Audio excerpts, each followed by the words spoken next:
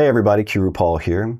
In today's video, I'm going to be talking about a subjunctive trigger involving the Spanish verb hacer, which means to make or to do. And in this particular video, in this usage, we're going to be translating it as to make. So you'll be able to translate sentences like these. Her dedication makes everyone trust her. My neighbors make their kids take out the garbage every night. Now, these types of Spanish constructions can definitely be a challenge for us English speakers because they will not mirror our English. That's a spoiler alert, okay? They're going to be different. So take a look at those two sentences in English. We have the subject of the sentence making the object of the sentence do something or not do something. This is how we typically structure these in English. Well, in Spanish, these are often structured like this. We have our subject number one, which is our same subject as our English.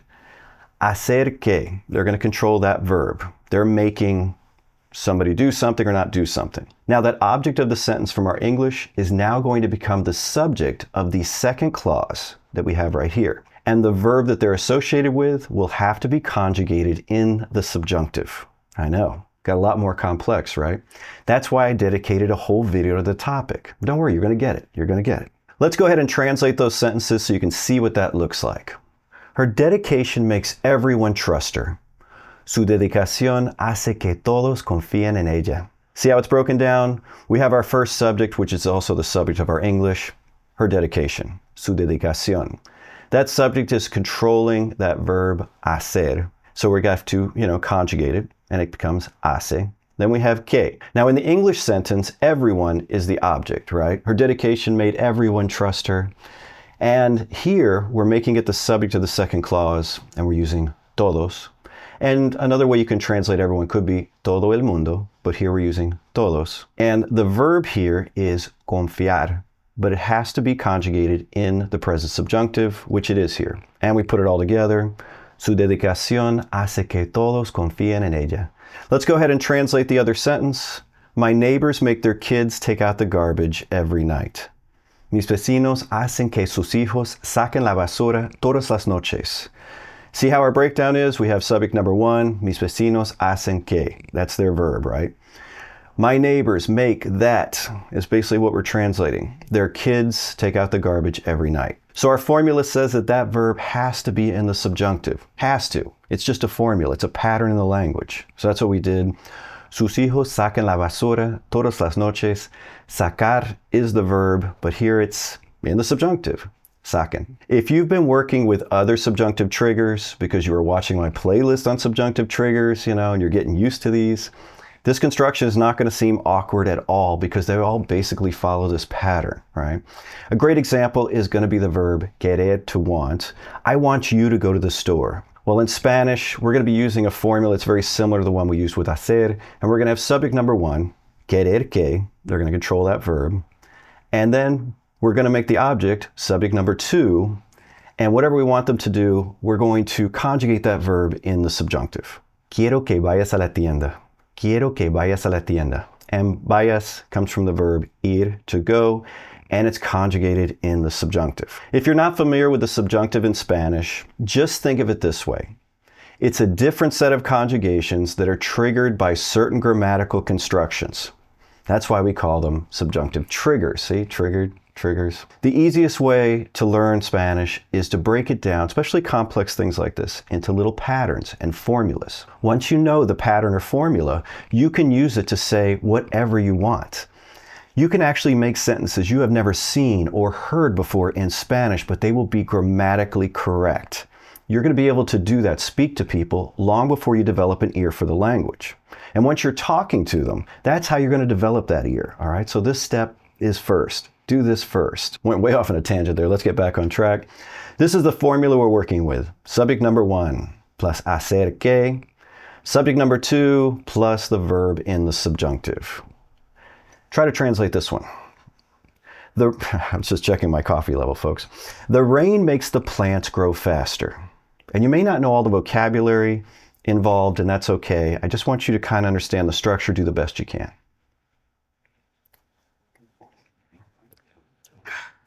Ready? La lluvia hace que las plantas crezcan más rápido. That's what we have. So, La lluvia hace que. La lluvia is the subject of the first clause. They're controlling the verb. The rain makes that the plants grow faster. That's what we're saying. Our verb in the second clause is crecer. Crecer, and that means to grow, and it's in the subjunctive. Try this one. The circumstances made me worry about the future. And you're probably going to have to be at least intermediate level or so to get this one.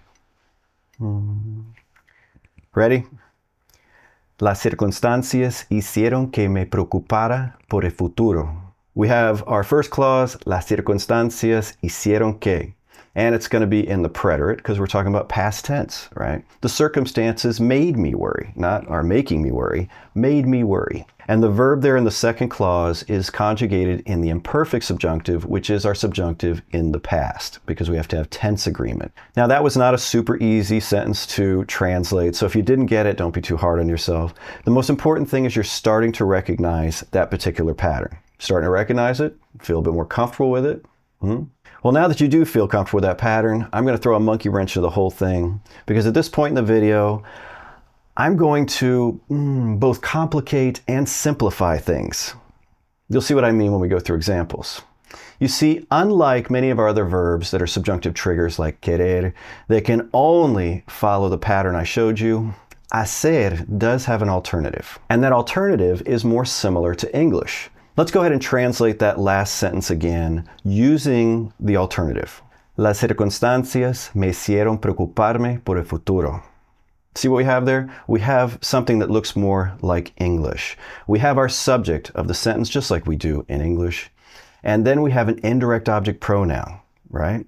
We're back to that. We have an object pronoun. We love this. Then we have the conjugated verb, which is controlled by the subject, the only subject of that clause. It's more like English.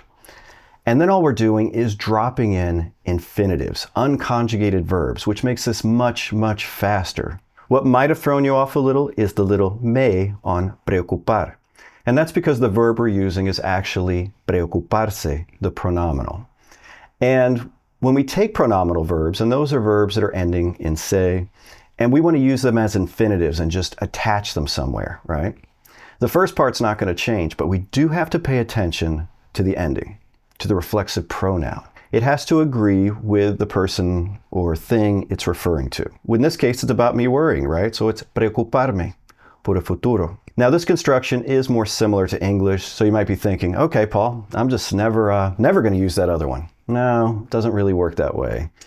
So we're going to give you some nuances here. You're going to see this alternative construction used a lot when the object of the sentence would be me, or you informal, te, or us, nos, or for folks who are studying European Spanish and you use vosotros, os. And the reason is when you use those indirect object pronouns, it's always very clear who you're talking about. They don't belong to multiple, possibilities. It's very, very clear. So they lend themselves well to this type of construction, all right? My wife made me go to the store. Mi mujer or mi esposa, you can use either one, me hizo ir a la tienda. My wife is the subject. She's controlling that verb. Mi esposa, right? She's controlling the verb, hizo. Who did she make? Me. I'm popping it in there right in front of the conjugated verb. And then after that, I'm just dropping in infinitives. I love this. What did she make me do? Ir a la tienda. Now we can translate this sentence using our first construction, and it would look like this. Mi mujer, mi esposa, whichever one you like, hizo que fuera a la tienda. Hizo que fuera a la tienda. Or hizo que yo fuera a la tienda if it's not clear from the context that that's my verb. It's more difficult, right? Absolutely correct. You could use either one of them, but why not use the easy one? Go ahead and try this one. Our friend made us go to the store. You got it? Nuestro amigo nos hizo ir a la tienda. Did you get that? Our friend, nuestro amigo, made us, right? So we're dropping that in, the nos. Now, this particular format is great for like really short statements. And let's play with this a little bit. And actually, let's use it with the negative imperative. What's the imperative is the command form. And if you're not familiar with the conjugations, our formula is going to start this way. No me hagas plus infinitive. Don't make me do whatever, okay? If you have a significant other and they're always asking you to do things you really don't want to do, like go to a party or something you don't want to go to, this one's perfect for that. Don't make me go to the party. No me hagas ir a la fiesta. No me hagas ir a la fiesta. Well, when that doesn't work and you're at the party, you could say something else like, don't make me talk to your friend. No me hagas hablar con tu amiga. She annoys me so much. Ella me fastidia muchísimo. Hey, there's another great verb for you. Fastidiar is to annoy. Could also use molestar. What's another thing I hate to do? I hate to go shopping. To go shopping is ir de compras, ir de compras. So if I said, don't make me go shopping, how would I say that? You got to participate, folks. No me hagas ir de compras. No me hagas ir de compras, por favor. And when you're playing with this construction and coming up with your own sentences, try to pop on a reason as well. That's kind of how you're going to build your Spanish. Try this one. Don't make me clean the house. I cleaned it yesterday. And we'll use limpiar la casa. No me hagas limpiar la casa. La limpié ayer. La limpié ayer. Try this one. Don't make me eat that. I don't like it. And we'll keep that very neutral. Just use eso. No me hagas comer eso. No me gusta. No me hagas comer eso. No me gusta. Let's go ahead and do one with a pronominal verb. Remember, that's the ones ending in se in the infinitive, just so we'll see if you pay attention to that reflexive pronoun. Don't make me get up early. It's Saturday. Now, to get up is levantarse, levantarse, which is different than to wake up, which would be despertarse, right? Because you can wake up and lay in your bed. But when you actually get up, that's levantarse. So use that verb, right? Did you get it? No me hagas levantarme temprano. Es sábado. Did you get it? It's levantarme. We had to change that reflexive pronoun to agree. I mean, if you're getting these, you're killing it. If you're not getting those more complex ones, don't worry, you will. Just, stick with it. Now, you can go ahead and play with this construction all day after the video, walk around and be argumentative. But for now, let's go back to using this construction, the plain old present tense, play with it a little bit more, all right? Take a look at this sentence. The boss makes us work Saturdays. Let's do it in the second construction, the easier construction first. Go ahead. The boss makes us work Saturdays. It's present tense, folks. El jefe nos hace trabajar los sábados. El jefe nos hace trabajar los sábados. Easy. That is so much easier than construction number one, which is a possibility. Do construction number one. Ready? El jefe hace que trabajemos los sábados. El jefe hace que trabajemos los sábados. Our object became the subject of the second clause, and trabajemos comes from trabajar, but it's in the subjunctive. So more thought was involved there, right? I mean, especially if you don't know the subjunctive, that was probably really, really difficult. Let's do another one. The professor makes us learn something new every day. And we're going to do it in the second construction, the one that does not require the subjunctive. You got it? El profesor, or la profesora, if it's a female, nos hace aprender algo nuevo cada día. Pretty easy, right? So us, nos, it's just popped in there before the conjugated verb. You want to try it the other way? Construction number one? Do it. Come on, let's go. I'm running out of coffee. Ready? El profesor, or la profesora, hace que aprendamos algo nuevo cada día. Now, both of these sentences are correct. You could choose either one. But as an English speaker learning Spanish, which one do we prefer? The easier one, right? Less thoughts involved, less conjugations involved. And when we keep things simple, we're more likely to be able to use it in real conversations, and that's what we want. By this point in the video, you might be wondering why I even showed you that first construction. You're like, Paul, I'm just going to stick to the second construction. As I mentioned, this is very common when the object would be me, te, nos, and for folks studying European Spanish who use vosotros, os. But when you're talking about third parties and you're mentioning them in the statement, you're going to want to use that first construction. That's going to be the most natural sounding. Here's an example.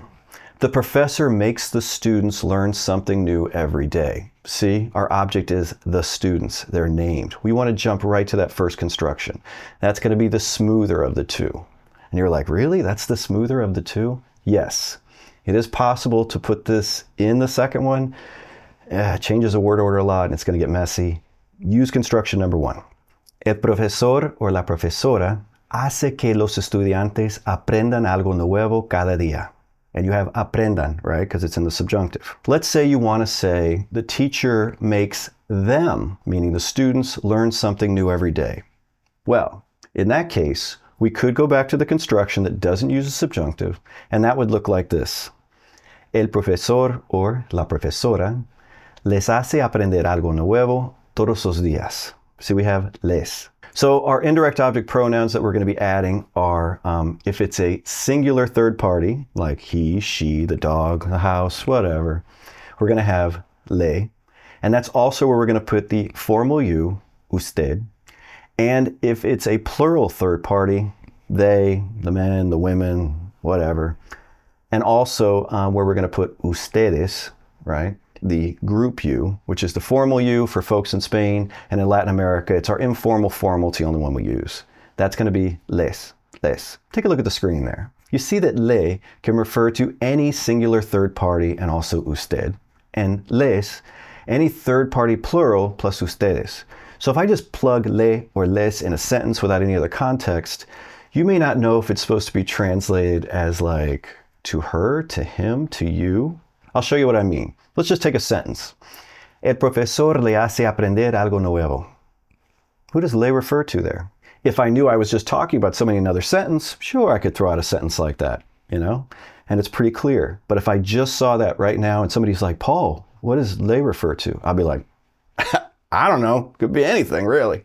And for that reason, you may opt for that first construction to kind of explain a little bit more. You know, for example, let's say in that sentence, el profesor le hace aprender algo nuevo, le was referring to her.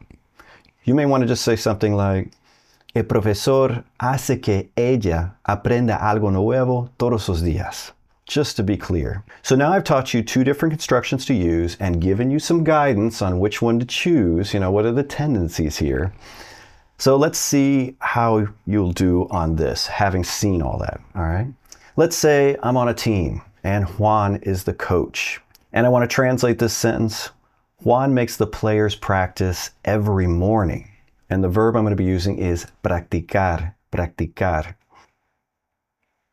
We're out of coffee now, folks. That was it. That was the last, barely a swallow there. Nothing in the coffee pot. Juan hace que los jugadores practiquen todas las mañanas. Todas las mañanas. Why did I repeat todas las mañanas? I have no idea.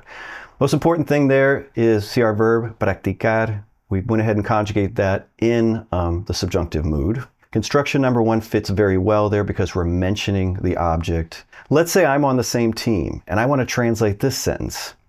Juan makes me practice every morning. Juan makes me practice every morning. You ready? Juan me hace practicar todas las mañanas. Juan me hace practicar todas las mañanas. Did you get that? Much easier, right? That's the one I would have opted for. Could you use construction number 1? Of course you could. You could have come up with something like, Juan hace que yo practique todas las mañanas. It's not wrong, but is it the easiest one? I mean, as an English speaker, which one are we going to choose? Me hace practicar. And Spanish speakers too, a lot of times are just going to say, me hace practicar. So you're going to sound natural choosing that. All right. Well, that's all I have for today. I hope you found the video informative. If you did, just do me a favor and give it a thumbs up. And until next time, hasta luego.